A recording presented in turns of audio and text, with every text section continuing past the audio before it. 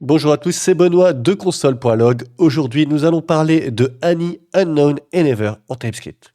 Commençons tout d'abord avec le type any, qui veut donc dire que votre variable peut être de n'importe quel type, donc vous pouvez faire n'importe quelle opération dessus. Comme on peut faire ici à la ligne 3, on peut faire myvar++, donc une opération qu'on fait normalement sur les nombres. L'IDE n'y voit aucun problème, TypeScript dit OK, de toute façon c'est any, donc tu fais ce que tu veux.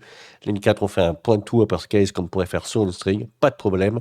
Ligne 5, on fait myvar.myKey égale 3, donc on change une clé dans un objet, pas de problème.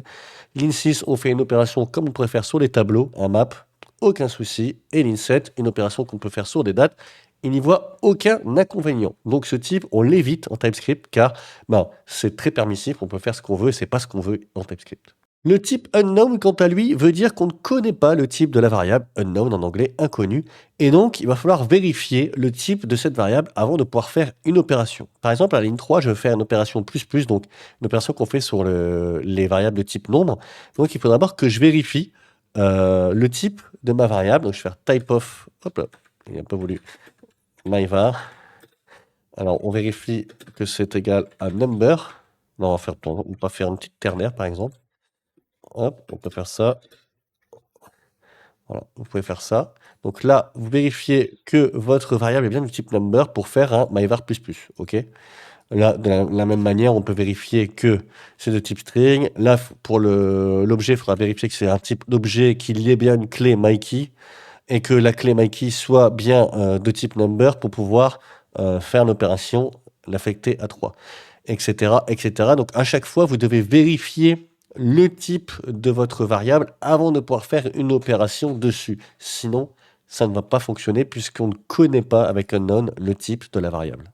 Pour finir, vous avez le type never. Donc le type never, ça arrive quand une variable n'a pas de type. Le type est impossible, comme par exemple cet exemple qu'on va faire ici.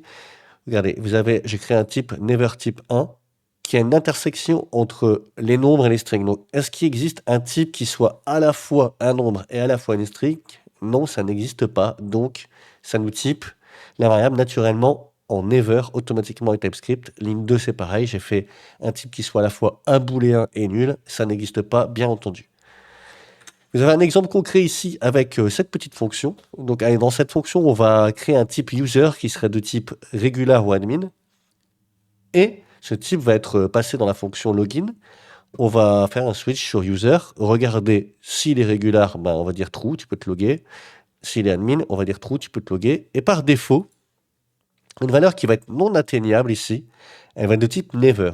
Pourquoi elle est non atteignable? Parce que de toute façon, je peux avoir que regular ou admin passé. Donc cette variable-là sera jamais atteinte en fait. On passera jamais autre chose que regular ou admin. Donc forcément, elle sera de type never.